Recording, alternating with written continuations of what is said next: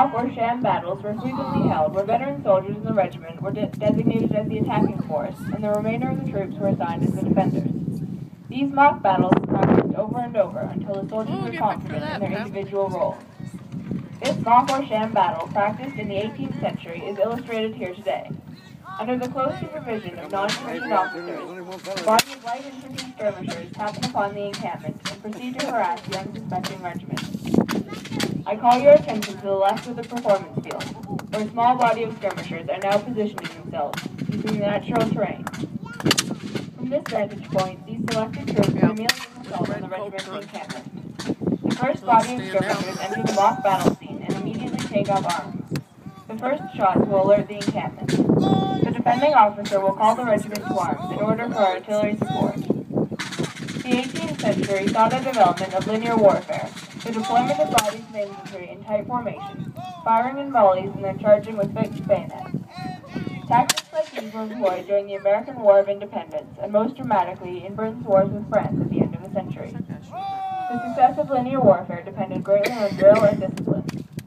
Training or learning his discipline naturally occupied a great deal of a soldier's time. Recruits were intensively drilled 2 or 3 times daily, first in foot drill, then in manual exercise, and finally platooning. In the field, troops regularly practiced defending against light infantry tactics that involved enemy troops harassing fixed positions or encampments.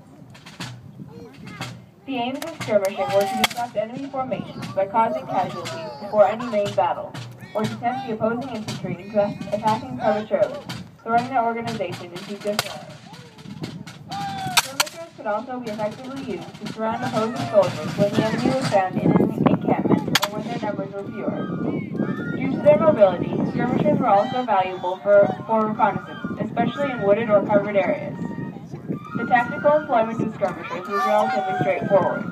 It normally involved the use of loose formations to make players of infantrymen. Light infantrymen were expected to think to themselves and take advantage of whatever cover offered.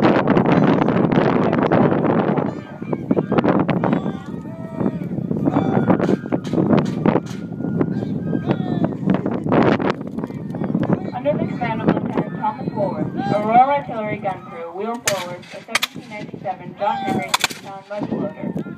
During this early period, both projectile and powder were rammed down from the muzzle to the rear of the bore with the rammer.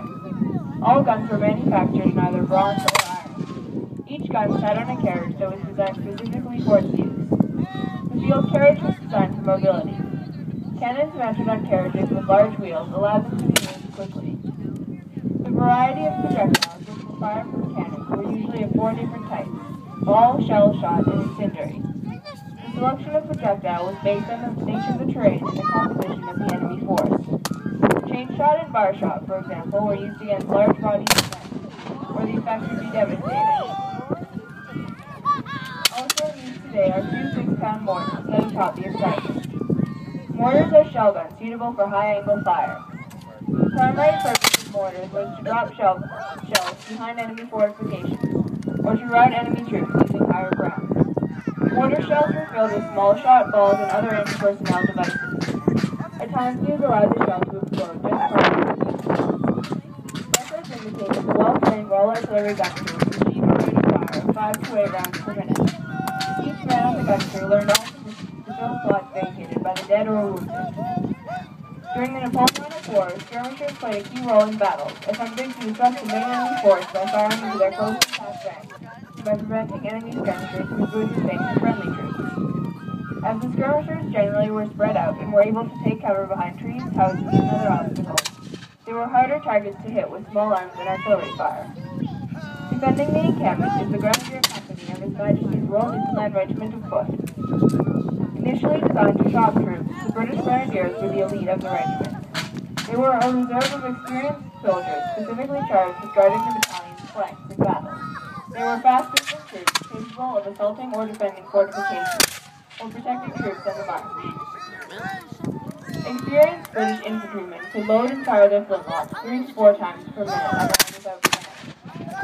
Although slow by the standards of modern firearms, this was an exceptionally high rate of fire, given the requirements of loading a flintlock musket. British infantry had learned in the field that there was a shortcut to loading. The soldier could prime and close his pen and then simply drop the powder, torn paper cartridge, and ball into the barrel, and jog them down into place by banging the butt on the ground rather than ramming. During mock battle practice, neither the ball, paper, nor ramrod was used, as is illustrated here today. Infantry formations which fired too early and at too long a range wasted their efforts, tired themselves out, and demoralized themselves by inflicting few casualties. Formations which had to train to wait until the enemy was close to effective range.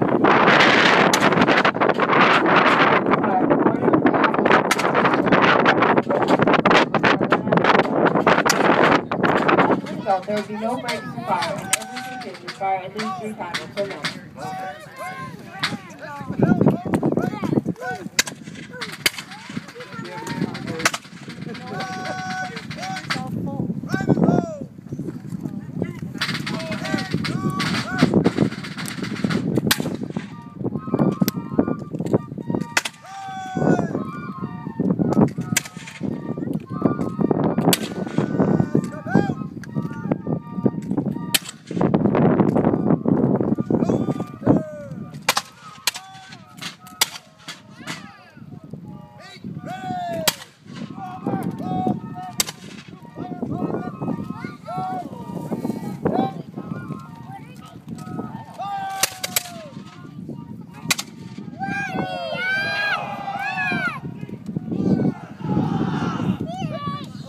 Having successfully defended the encampment and driven off the skirmishers, the Grenadier Company of His Majesty's Royal Newfoundland Regiment of Foot returned to the parade ground for the lowering of the flag and the conclusion of the famous Signal Hill Tattoo.